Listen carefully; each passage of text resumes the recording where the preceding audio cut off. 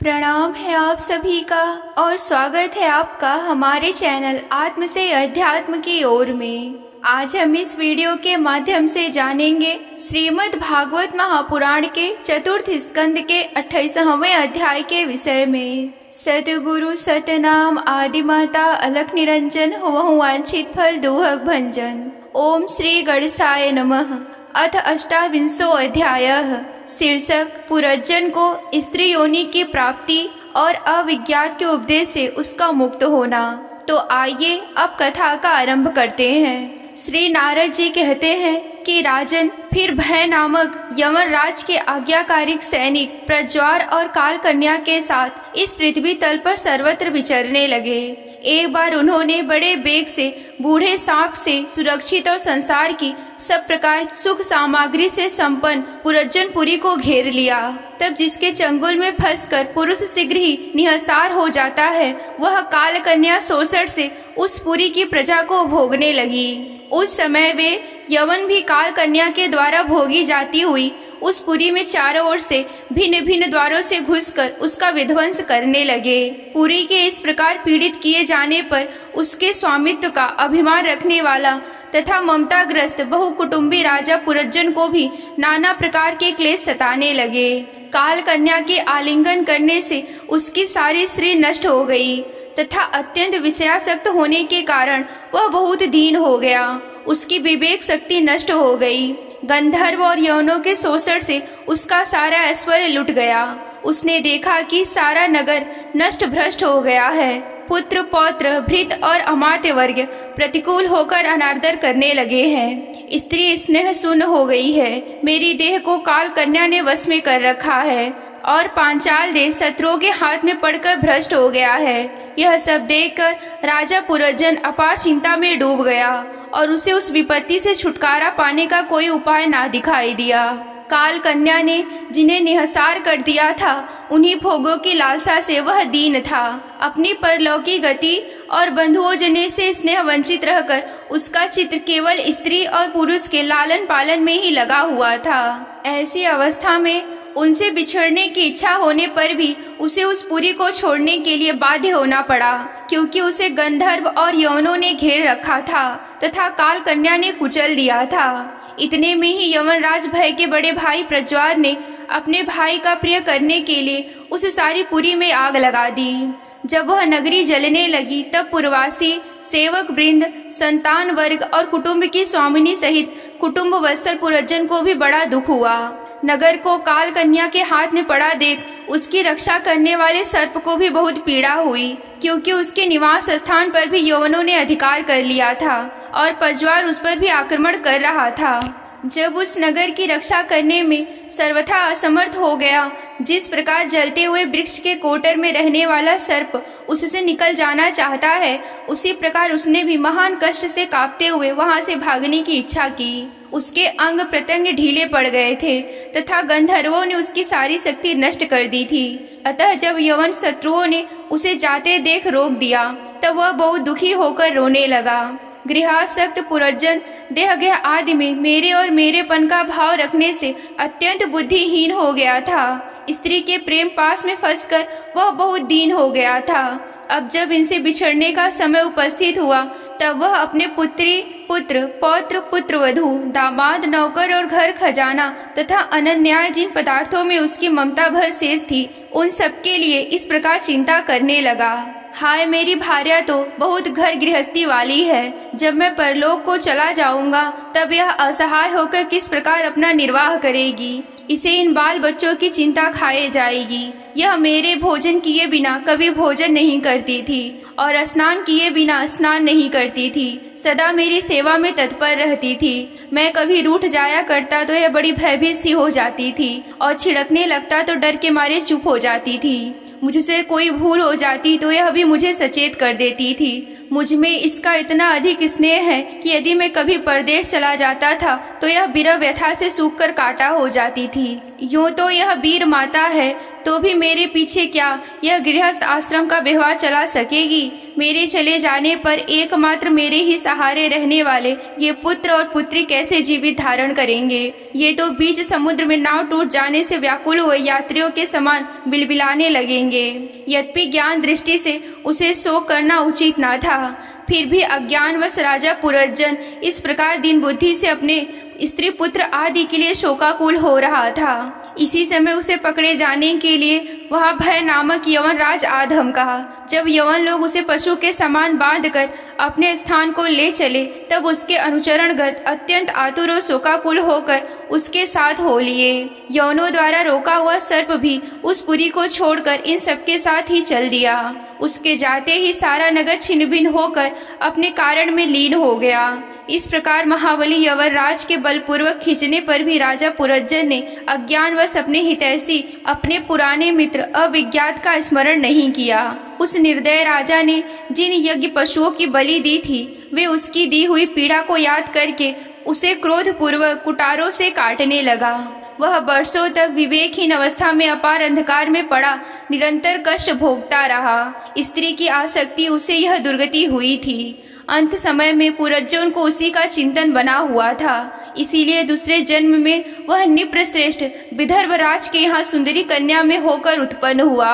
जब यह विदर्भ नंदिनी विवाह योग्य हुई, तब विदर्भराज ने घोषित किया कि इसे सर्वश्रेष्ठ पराक्रमी वीर ही ब्याह सकेगा।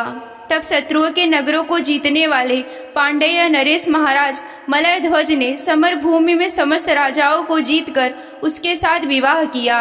उससे महाराज मलय ध्वज ने एक श्याम लोचना कन्या और उससे छोटे 7 पुत्र उत्पन्न किए, जो आगे चलकर द्रविड़ देश के 7 राजा हुए।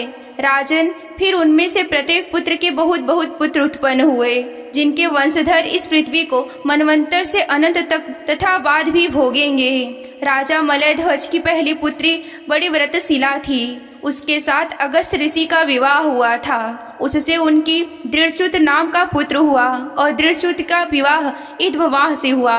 उससे उनके दृढ़च्युत नाम का पुत्र हुआ और दृढ़च्युत के इमहवाह हुआ। अंत में राजर्षि मलय ध्वज पुरी को पुत्रों में बांटकर भगवान श्री कृष्ण की आराधना करने की इच्छा से मलय पर्वत पर चले गए। उस समय चंद्रिका का जिस प्रकार चंद्रदेव अनुसरण करती है, उसी प्रकार मत्तलोचना वैधर्वी ने अपने घर, पुत्र और समस्त भोगों को तिलांजलि दे पांडेय नरेश का अनुगमन किया। वहाँ चंद्रवसा, त्रामपर्णी और वटोदका नाम की 3 नदियाँ थी। उनके पवित्र जल में स्नान करके वे प्रतिदिन अपने शरीर और अंतःकरण को निर्मल करते थे। वहाँ रहकर उन्होंने कंद, बीज, मूल, फल, पुष्प, पत्ते, तृण और जल से ही निर्वाह करते हुए बड़ा कठोर तप किया। इससे धीरे धीरे उनका शरीर सूख गया। महाराज मलय ध्वज ने सर्वत्र समदृष्टि रखकर शीत, उष्ण, वर्षा, वायु, भूख, प्यास, प्रिय, अप्रिय और सुख दुख आदि सभी द्वंद्वों को जीत लिया। तप और उपासना से वासनाओं को निर्मूल कर तथा यम, नियम आदि के द्वारा इंद्रिय, प्राण, मन को वश में करके वे आत्मा में ब्रह्मा भावना करने लगे। इस प्रकार 100 दिव्य वर्षों का स्थाणु के समान निश्चल भाव से एक ही स्थान पर बैठे रहे। भगवान वासुदेव में सुदृढ़ प्रेम हो जाने के कारण इतने समय तक उन्हें शरीर आदि का भी भान न हुआ। राजा गुरु स्वरूप साक्षात श्री हरि के उपदेश किए हुए तथा अपने अंतःकरण में सब ओर से स्फुरित होने वाले विशुद्ध विज्ञान दीपक से उन्होंने देखा कि अंतःकरण की वृत्ति का प्रकाशक आत्मा स्वप्नावस्था की भांति देह आदि समस्त उपाधियों में व्याप्त तथा उनसे पृथक भी है। ऐसा अनुभव करके वे सब ओर से उदासीन हो गए। फिर अपनी आत्मा को परम ब्रह्मा और परम ब्रह्मा को आत्मा में अभिन्न रूप से देखा और अंत में इस अभेद चिंतन को भी त्याग कर सर्वथा शांत हो गए। राजन, इस समय पतिव्रता वैधर्वी सब प्रकार के भोगों को त्याग कर अपने परम धर्मज्ञ पति मलय ध्वज की सेवा बड़े प्रेम से करती थी। वह चीर वस्त्र धारण किए रहती थी। व्रत, उपवास आदि के कारण उसका शरीर अत्यंत क्रुश हो गया था। सिर के बाल आपस में उलझ जाने के कारण उनमें लटे पड़ गई थी। उस समय अपने पति देव के पास अंकार भाव को प्राप्त धूम रहित अग्नि के समीप अग्नि की शांत शिखा के समान सुशोभित हो रही थी। उसके पति परलोकवासी हो चुके थे, परंतु पूर्वत स्थिर आसन से विराजमान थे। इस रहस्य को ना जानने के कारण वह उनके पास जाकर उनकी पूर्वज सेवा करने लगी। चरण सेवा करते समय जब उसे अपने पति के चरणों में गर्मी बिल्कुल नहीं मालूम हुई, तब वह झुंड से बिछड़ी हुई मृगी के समान चित्त में अत्यंत व्याकुल हो गई। उस बीहड़ वन में अपने को अकेली और दीन अवस्था में देखकर वह बड़ी शोकाकुल हुई। वह बोली कि राजर्षे उठिए उठिए, समुद्र से घिरी हुई यह वसुंधरा लुटेरों और अधर्मियों राजाओं से भयभीत हो रही है, आप इसकी रक्षा कीजिए। पति के साथ वन में गई वह अबला इस प्रकार विलाप करती पति के चरणों में गिर गई और रो रो कर आंसू बहाने लगी। लकड़ियों की चिता बनाकर उसने उस पर पति का शव रखा और अग्नि लगाकर विलाप करते स्वयं सती होने का निश्चय किया।